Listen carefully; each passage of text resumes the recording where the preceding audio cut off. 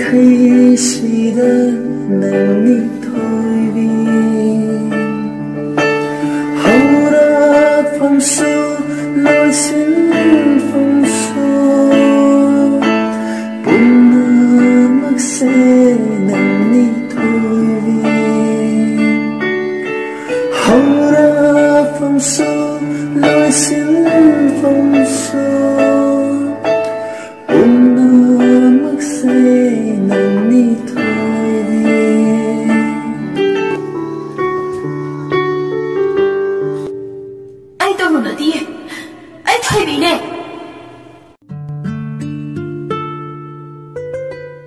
माइबी थबलेगी वाद ताबदा मिबाइबा फावी येक्नबसी कनानो हाइदुना अमुकसु सममने कनाना करिगिदमक फिबम सि यौना मचागी पुंसिबु तेमसिंगनरिबनो खल्लुबदा खनफम खंगदे फरे लाइगी वायल हाइबदुना लेबा तारबदि मदुसु गाइरके अदो इमा अमाइबी इसागी ओइरिबा हौजिकी फिबम सिदगी अहोंबा अमुक्तदि लेहलो इसाबु अमुक्ता हानगी फिबम हंजन हलो होय अदो इहान हाना सिंजु हाना थासी मागी मसालदि येलिबा लेमांग तिमांग से खाइनबा सिंजु सिबु हाना थारबदि मागी हानगी फिबम दुदा हंजिलकपसु याना ले करिनोने हाइबिरिबदुबो हंजिलकपा याना ले हाइरिसिबु मागी फिबम से खरा लुगदौरी खुदक सिदा अइन लायेंगलगा महाक हानगी पुंसी मरेल अमदा हलखिरोय था मखाय अमदी चंगनी मागी हानगी फिबम दा हंजलकपदा थारिक अमदी लैमा था मखाय चंगनी हाइरकपदुदा लवाइगे साइ नाकंदा तुमिन्ना सानरिबा वारी तारगा लैरिबा खोंबसु तनिकपा फावी मचीगी ओइरिबा फिबम से खुदकते हेक्ता फरे हाइरकपा मतम चंखिनी हाइरकपदा अदबु खरदा ओइरसु मागी अकीबा सकलोंदु मांखिनबा सिंजु मयान थीदुना खुदक अदुदा सिंजु सुरे सिंजुदु यांकोक अमदा हाप खुदा थांग शोरी अमा पाई कोंथोंग मपादुदा थादोकपा लाई थावलै माइबी मफम चाबा अमा येंगलगा सिंजुदु थादोई से सिंजु से चारगा तोंब्रम थोइबिगी मसादी येलिबा तिनमु फत्तबा लाइमु फत्तबा नखोय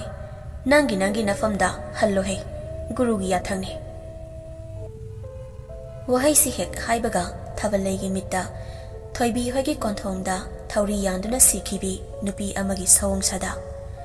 सिंजु थादोकलिबा मपादुदा लेपनरे मसमना इफाफा अंगौबा फीना माइखुम ओय तुमिना सिंजुदुदा येंगलगा लै थबलै माइबी मसा पुंबा हिहिक लावी फिबम कायरबा नुपीदु उबदा खंगे लाइरमलेन यौबा ngamdraba lamdanba thawai मिरम लेंदसु सनादा लाइरम लेंदगिसु इंथोरक मिरम लाइरम अनेगी इतिन फमदा लमजा ओइरबा थवाई अमा नाकोन बिनाबा लेट्रबा थवाई नुपीदुगी मिरेंदु उबदा थावलैना चट्रो मफम से ताइबंग मिरम लेनी नंगी संजफम लेते चट्रो उरबरा एगी खुदा पाइरिबा थांग सुरी इसम चंबा थांग नते थांग जितरेता साबा थांगने चट्रो सा संतान बगम खी कामदना ताली थाबले अमाइबिना अदुबु थवाइदुदी अदुमक थौसावा सादना सिंजु थारिबा मफमदुदा लेपलगा मोंग हादना यामना उसितना नंगना ngangbabु nawa lawde haibagi matagum lepladuna le थाबले माइबिना मागी हैजबा लाइरोन सिजुनदुना फत्रबा थवाई मिरेल दुबु तानबो हने अदुबु थवाइदुदी थौसावा सादना अदुमक लेपदुना ले थावलै माइबिसु हंजिन सोली मागी खंगजा हैजबा असुमना तानबा होटनरिङै इमुंगदा लैबि थोइबिदो ममितु उसिलबसु मरोलो लक्ले किदौरेता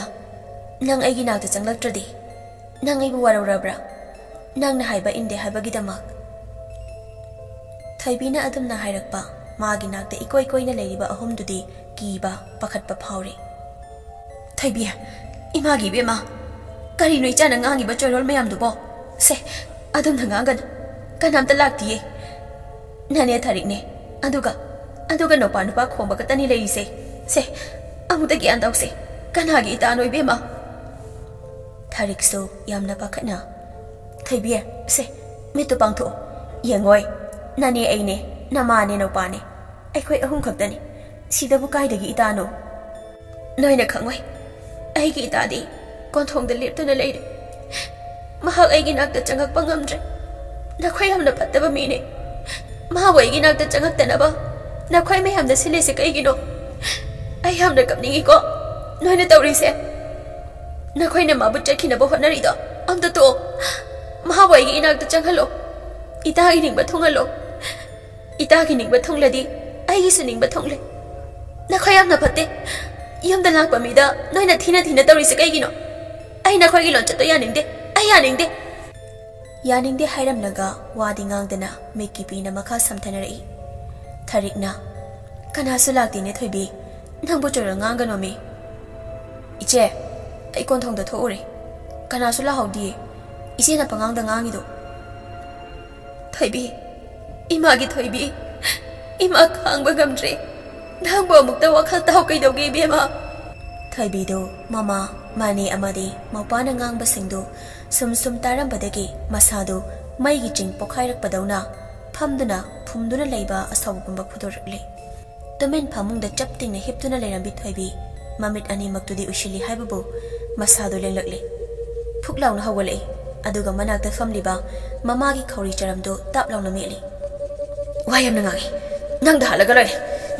loire. Swar fungal ilaima Mawfa amadi tharik chinchilakuna thoibigi makhutu kanthokna bokhone adubu pakhek kanthokpadi ngamde henjin khibagum kaidano mayai amana mi ni haibata mangai raba hakjangi kayatagi hendoraktana pukning wakhal pumba supai paisingkhri phattaba sahum amana thoibibu yamna laina sanaki hangi lai fadibigum sananingba mongda sanari natte thoibi uribadu hingchabi amagi sakloni Magi lambida ayetpa apamna pirakpa mi khudingmak magi mafamdadi yeknabani Makeup sida ngasi oirakliba thoibigi saklon sina mane amadi mopadi wabana khamthengi Thoibi se thadu ominangbo namase sibatari minangbo se thadu haimi Iche se imase sorhon mangamdre Manungda kapna launariba ngangnariba singdu thonganda leiriba thabalaidu tari Kainomadi thoe khangbadagi singjudu thadoklamlaga imungda khongjen yangna paisilei mahakna imungda changlakpada thoibina taramlibadu ubada irai laina khangi phataba saklonama thoibina utlibase oiningduna oibana te thoibigi khutta soidana thawai thaba tare khanduna magi khangje haijaba laiwa ama khubakta solaga thoibigi lawaiduda nanthai adamna tawbadagidi thoibidu lekthakri gya loksing pumna makmangkri Laimado hikna kapi khawridu I thokle machagi khuzina khotkibagi khuzin mamidagi hendoktana unsa hudokpasu yauri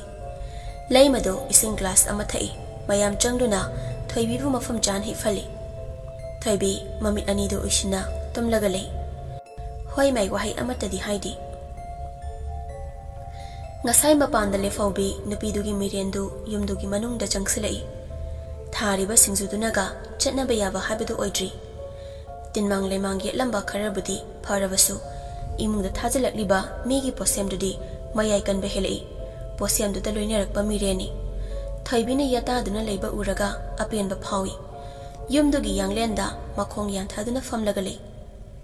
thabalei su khangi mapalangda lehauba thawai mirendu imungda changlakle leima amadi tharik kapli khombasu mangai tharikna Ise kaido uyaba haibadu tobiyu mirol ga leizadre waga noi bema aina angamba pambai ama tawraga soidana fana ba hotnani thabalei amai bina amuk mihulda paiduna yengli aduga mamito ishili asumna hek ushinbaga thoibidu suklaba umang amagi manungda umakhong amada punsilaga thamba urai usadagi masa mareng kudingda thawri mayam ngaksamda thuba yabagi maongda yansilaga thame thawri singduna lekteng oidaba usa amata masa maren amatabu yaudi yenglu khuding kongoi thawri ngaktani thoibi yamna wana masadu mukli pulli badudagi thadoktuna masana madom masa kannaba hotnajari adubu hotnari basingdudi thoibigi mafamdadi arembani Fanaa होनरबसु मरुदगी नाथैदुना चटपा ngambagi Pongal लेरमदे हेने हेना क्रक लाक्सिलै कना कना लेगे आई बम त कनबियो आई वारे आई बो फजन बिगनो आई बम तदी थादोक बियो कइदोगे कोइलाउ Lowry अकोइ बदुदा अदुबु कनानसु माना लाउ खोंबा तौरीदुदा चंगसिलक्तुना मतेंग पांगबगी ममीदी उदे थैबी ममिता कनासु उदे उफै थक्ते यालिबा थौरी कोंगोइ सिंगदुना लेंग चटपनतना अतै उदे शुक्लबा उमंगदुगी मनुंगदा क्वाक लंगजा सिंगना लाक लाक्तुना खोंबा करीगुंबदना लमहुइना कप्पगी मखोल मागी अकोइ बदुदा ताई माना हाइजाबा माना वकच्चबा उमंगदुगी मनुंगदा अरेंबनी माइबी थाबले ममी अनिदो इशिलंबदगी खंगपांग पांगथोरई अदुगा लैमा अमदी थारिक येंगना अंगांगसी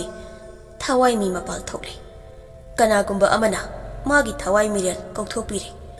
अदुना मपा लांगदा मादी लमदंदुना लेरे थारिकना अदुदी कमदौनी महागी थावाई मिरेल से कौशन बताई अदु नत्रबदी याररोय थारिकना इसेना सिना फनी हैबदो अदुम तौबिरो अखोइगिदी अदुना यारे अदो वफम अमना अंगांगसिना पुंफा फद्रि फावबदी ऐसिदा लेरगे करिगुंबा मिकुप अमा हेक आइना येंगसिनबा वाटलबदी फानबा होटनरगा फैना चटखिदौरिबनी फिबमसे यामना लुई लैमना अखोइगिदी लाइबक फबनी लाइएंगलिंगैदा इचाबु फनबा अमु खन्ना तौरक्तनबा होटनबिरम थाबलैना लैमगी वादु तारबा मतुंग फमुंगदुदा फम फिंगौ अमा मकोकदा येत लमदुबु खोनबा लाइदुबु लैताइनरमे थोइबिगी थवाई मिरेलदो कौनबा थौरांग तौरे तिनमु लाइमुदगी हौरगा इंगांग ngौदोंग लाइ आयेत अथिन लाइ पुमनमक तानबा लाइ ताइबा हौरकले चिंगु खयुम लाइनिंग थौ चिंगुना खयमोम लाइरेमा इबुंगो इबियमा अनिना नखुसु थांगलेन चेटना पाइरगा तुरेल तुथुक मतुंग इन्ना हाउरै खाना पांगबा लमदमदे फत्तबा हौथी पुमनमकपु होय होय लाउना होय थबिरमु लाइनिंग थौ खाना चावबा वांगपुरेल मागी मसुमा पांबा कैरेल अंगौबा मपी मचा अनिना मया कबा खन्ना लैरिबा अदोमदा फत्तबा हौथी पुमनमक वाइथुंगना हनबिरमु ममित अनिदो उइसिन्ना अमाइबी थाबा लैना मथौ तौरिङै उ मखोंदा यामना वाना खांदुना लैबा थोइबिदो मसादो खरा फरकपदौना तौई ngasai wai thaurina masa pumba punduna krak laksina leirambadu khara khara tapna tapna leng ot yarakpadongna tawi thawai mirel mapal thokiba thoibigi haujikti umangdugi manungda koina panthaduna leiba pamlaktri thoibina leiriba adomda isingi irei iraw khontari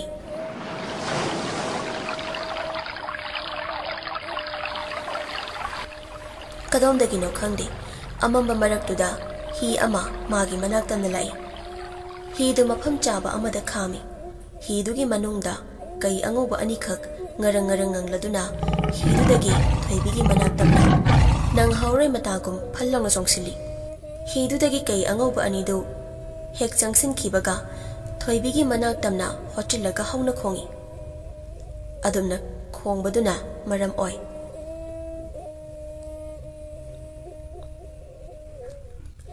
Hidudagi kai angoba anido hek jangsin khibaga thoibigi manak tamna hochilaga hauna khongi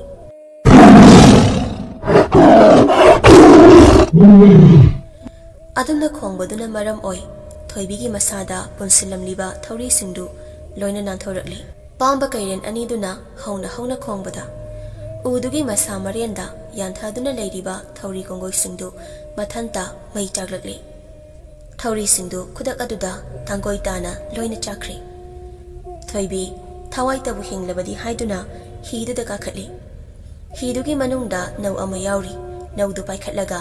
thoibi hidu honba haurakli kai aniduna taibang miro lolai thoibi nangi thawai hingnaba awang pangna hongalo pamba kairen anidudi adumak mafamduda lehauri Thoibi kai aniduna haibagi matong ina awang pang na hidu holakli lepa laitana hidu holakpana tumbi ichinwairakli ꯇꯨꯝꯕꯤ ꯇꯨꯔꯦꯜꯗꯒꯤ ꯑꯃꯨꯛ ꯂꯝꯂꯦꯟ ꯆꯥꯏꯔꯦꯟ ꯋꯥꯏꯔꯛꯂꯤ꯫ ꯆꯥꯏꯔꯦꯟ ꯂꯥꯛꯄ ꯂꯥꯏꯅꯤꯡꯊꯧ ꯃꯁꯥꯏ ꯀꯣꯟꯗ ꯊꯣꯏꯕꯤꯒꯤ ꯍꯤꯗꯨ ꯌꯥꯝꯅ ꯌꯥꯡꯅ ꯆꯠꯂꯤ꯫ ꯇꯨꯔꯦꯜ ꯇꯨꯊꯨꯞ ꯑꯗꯨꯗꯒꯤ ꯅꯣꯡꯌꯥꯏꯈꯣꯡ, ꯅꯣꯡꯌꯥꯏꯈꯣꯡꯗꯒꯤ ꯑꯃꯨꯛ ꯃꯃꯥꯏ ꯅꯣꯡꯆꯨꯞ ꯑꯣꯜꯂꯒ ꯂꯩꯉꯥꯡ ꯏꯆꯤꯟ ꯋꯥꯏꯔꯛꯂꯤ꯫ ꯂꯩꯉꯥꯡ ꯇꯨꯔꯦꯜ ꯌꯧꯔꯛꯄꯗ ꯊꯣꯏꯕꯤ ꯃꯁꯥꯗꯨ ꯅꯦ ꯍꯦꯛ ꯇꯥꯏ꯫ ꯑꯃꯨꯛꯃꯨꯛꯁꯨ ꯃꯥꯒꯤ ꯇꯨꯡꯗ ꯀꯅꯥ ꯂꯥꯛꯏ ꯍꯥꯏꯗꯨꯅ ꯍꯤꯗꯨ ꯍꯣꯟꯅ ꯍꯣꯟꯅ ꯑꯃꯨꯛꯁꯨ ꯌꯦꯡꯉꯤ꯫ ꯌꯦꯡꯅ ꯌꯦꯡꯅ ꯂꯩꯉꯥꯡ ꯇꯨꯔꯦꯜꯗꯒꯤ ꯇꯨꯕꯠ ꯅꯥꯇꯩ ꯂꯧꯔꯒ ꯋꯥꯒꯥꯏ ꯑꯋꯥꯡꯗꯒꯤ ꯁꯟꯗꯟꯈꯣꯡ ꯊꯣꯡꯖꯥꯎ, ꯑꯗꯨꯗꯒꯤ ꯑꯃꯨꯛ ꯂꯥꯛꯄꯅ ꯋꯥꯡꯉꯨ ꯇꯝꯐꯥ ꯂꯥꯏꯔꯦꯝꯕꯤ ꯏꯃꯥꯒꯤ ꯃꯁꯥꯏꯀꯣꯟ ꯋꯥꯡꯉꯨ ꯈꯨꯟꯖꯥꯎ ꯌꯧꯔꯛꯂꯤ꯫ ꯋꯥꯡꯉꯨ ꯏꯕꯦꯝꯃ ꯈꯣꯡꯖꯣꯝ ꯇꯨꯔꯦꯜ ꯉꯥꯟꯕꯤ ꯇꯝꯐꯥ ꯂꯥꯏꯔꯦꯝꯕꯤ ꯏꯃꯥꯒꯤ ꯃꯁꯥꯏꯀꯣꯟꯗꯒꯤ ꯑꯃꯨꯛ ꯍꯤꯗꯨ ꯍꯣꯜꯂꯛꯄꯅ ꯂꯝꯂꯦꯟ ꯏꯊꯥꯏ ꯌꯧꯔꯛꯂꯤ꯫ ꯏꯊꯥꯏ ꯐꯋꯥꯏꯕꯤ ꯃꯁꯥꯏꯀꯣꯟ ꯈꯨꯒꯥ ꯇꯨꯔꯦꯜ ꯂꯥꯟꯊꯣꯔꯛ ꯈꯣꯔꯗꯥꯛ ꯃꯔꯤꯜ ꯌꯧꯔꯛꯂꯤ꯫ ꯈꯣꯔꯗꯥꯛ ꯏꯆꯤꯟ ꯋꯥꯏꯔꯒ ꯏꯝꯐꯥꯜ ꯇꯨꯔꯦꯜ ꯇꯨꯕꯠ ꯅꯥꯇꯩ ꯁꯝꯂꯛꯂꯤ꯫ ꯈꯣꯔꯗꯥꯛ ꯃꯔꯤꯜꯅ ꯀꯥꯔꯛꯂꯒ ꯂꯝꯂꯦꯟ ꯂꯣꯛꯇꯥꯛ ꯌꯧꯔꯛꯂꯤ꯫ ꯂꯣꯛꯇꯥꯛ ꯁꯝꯅ ꯂꯥꯛꯄꯅ ꯈꯣꯡꯀꯥꯏꯕꯤ ꯀꯥꯔꯒ ꯅꯝꯕꯨꯜ ꯇꯨꯔꯦꯜ ꯋꯥꯏꯔꯛꯂꯤ꯫ ꯍꯤꯗꯨ ꯑꯃꯨꯛ ꯂꯦꯞꯇꯅ ꯑꯋꯥꯡ ꯄꯥꯡꯅ ꯂꯥꯛꯄꯅ ꯊꯔꯣꯄꯥꯠ ꯃꯥꯡꯉꯣꯏꯅꯩ ꯈꯨꯜꯂꯛꯄꯥꯠ ꯌꯧꯔꯛꯂꯤ꯫ ꯌꯦꯠꯅ ꯄꯥꯠꯅ ꯊꯅꯝꯂꯤ꯫ ꯂꯦꯞꯄ ꯂꯩꯇꯅ ꯍꯤꯗꯨ ꯑꯗꯨꯃꯛ ꯍꯣꯜꯂꯤ ꯊꯣꯏꯕꯤ꯫ ꯃꯌꯨꯝꯗ ꯂꯩꯍꯧꯔꯤꯕ ꯃꯃꯥ ꯑꯃꯗꯤ ꯃꯧꯄꯥ ꯅꯨꯄꯥꯗꯨ ꯃꯃꯤꯠꯃꯛꯅ ꯎꯔꯤ ꯊꯣꯏꯕꯤ꯫ ꯍꯤꯗꯨ ꯍꯣꯟꯅ ꯍꯣꯟꯅ ꯌꯨꯝꯇꯕꯨ ꯌꯧꯔꯗꯤ ꯐꯅꯤꯗ ꯈꯜꯂꯤ ꯊꯣꯏꯕꯤ꯫ ꯌꯨꯝ ꯌꯧꯅꯤꯡꯕꯒꯤ ꯏꯈꯧ ꯂꯥꯡꯕꯗꯤ ꯅꯣꯡꯒꯧꯕꯤꯅ ꯏꯈꯧ ꯂꯥꯡꯕꯒꯨꯝ ꯐꯥꯎꯏ꯫ ꯎꯆꯤꯟ ꯅꯥꯆꯤꯟ ꯊꯣꯏꯕꯤ ꯍꯤꯗꯨ ꯃꯐꯝ ꯆꯥꯕ ꯑꯃꯗ ꯈꯥꯝꯂꯒ ꯊꯣꯡꯒꯥꯟ ꯀꯥꯟꯁꯤꯜꯂꯛꯂꯤ꯫ ꯀꯥꯟꯁꯤꯜꯂꯛꯂꯦ ꯍꯥꯏꯖꯕꯇꯅꯤ ꯃꯥꯒꯤ ꯊꯋꯥꯏ ꯃꯤꯔꯦꯜꯗꯨꯗꯤ ꯃꯥꯒꯤ ꯃꯁꯥꯗ ꯆꯪꯕ ꯉꯝꯗ꯭ꯔꯤ꯫ ꯃꯃꯥ, ꯃꯧꯄꯥ ꯑꯃꯗꯤ ꯃꯅꯦꯅ ꯏꯀꯣꯏ ꯀꯣꯏꯅ ꯐꯃꯨꯡꯗ ꯃꯥꯒꯤ ꯃꯅꯥꯛꯇ ꯐꯝꯂꯒ ꯂꯩꯕꯗꯨ ꯎꯏ꯫ ꯃꯗꯨ ꯎꯕꯗ ꯄꯨꯛꯅꯤꯡ ꯌꯥꯝꯅ ꯅꯨꯡꯁꯤ꯫ ꯊꯣꯏꯕꯤ ꯀꯞꯅꯤꯡꯕ ꯐꯥꯎꯏ ꯃꯥꯒꯤ ꯍꯛꯆꯥꯡꯅ ꯌꯥꯇꯥꯗꯨꯅ ꯂꯩꯕ ꯎꯔꯒ꯫ ꯑꯃꯥꯏꯕꯤ ꯊꯥꯕꯜꯂꯩꯗꯤ ꯃꯃꯤꯠ ꯑꯅꯤꯗꯨ ꯎꯏꯁꯤꯟꯗꯨꯅ ꯂꯩꯔꯕꯁꯨ ꯊꯣꯏꯕꯤꯒꯤ ꯃꯊ꯭ꯋꯥꯏ ꯃꯤꯔꯦꯜꯗꯨꯅ ꯌꯨꯝꯒꯤ ꯊꯣꯡꯖꯤꯟ ꯀꯥꯟꯁꯤꯜꯂꯛꯂꯦ ꯍꯥꯏꯕꯒꯤ ꯁꯥꯃꯤꯟ ꯃꯁꯥꯗ ꯐꯪꯂꯤ꯫ ꯇꯣꯞ ꯇꯣꯞꯄ ꯇꯥꯏꯕꯪꯄꯥꯟꯒꯤ ꯁꯛꯂꯣꯟꯗꯨ ꯃꯍꯥꯛ ꯎꯕ ꯐꯪꯏ꯫ ꯊꯣꯏꯕꯤꯒꯤ ꯃꯤꯔꯦꯜꯅ ꯆꯪꯂꯛꯄꯗ ꯊꯣꯏꯕꯤꯕꯨ ꯐꯠꯇꯕ ꯂꯝꯕꯤꯗ ꯂꯝꯖꯤꯡꯅꯕ ꯍꯣꯠꯅꯔꯤꯕ ꯃꯥꯏꯈꯨꯝ ꯎꯞꯄꯤ ꯃꯀꯣꯛꯇ ꯐꯤ ꯈꯨꯝꯕꯤ ꯅꯨꯄꯤꯗꯨꯅ ꯊꯣꯏꯕꯤ ꯆꯪꯉꯛꯄ ꯎꯕꯗ ꯑꯁꯨꯛꯀꯤ ꯃꯇꯤꯛ ꯁꯥꯎꯅꯤꯡꯏ꯫ ꯃꯥꯏꯈꯨꯝ ꯎꯞꯄꯤ ꯅꯨꯄꯤꯗꯨꯅ ꯊꯣꯏꯕꯤꯒꯤ ꯃꯤꯔꯦꯜꯗꯨꯅ ꯊꯣꯏꯕꯤꯒꯤ ꯊꯋꯥꯏ ꯃꯤꯔꯦꯜꯗ ꯌꯦꯡꯂꯒ "ꯀꯔꯤꯒꯤꯅꯣ ꯅꯪꯅ ꯃꯐꯝꯁꯤꯗ ꯂꯥꯛꯂꯤꯕ?" ꯊꯣꯏꯕꯤꯁꯨ ꯈꯨꯝꯃꯤ, "ꯃꯐꯝꯁꯦ ꯑꯩꯒꯤ ꯌꯨꯝꯅꯤ꯫ ꯑꯩꯅ ꯏꯁꯥꯒꯤ ꯌꯨꯝꯗ ꯂꯥꯛꯄꯗ ꯀꯅꯥꯅ ꯊꯤꯡꯗꯣꯏꯅꯣ?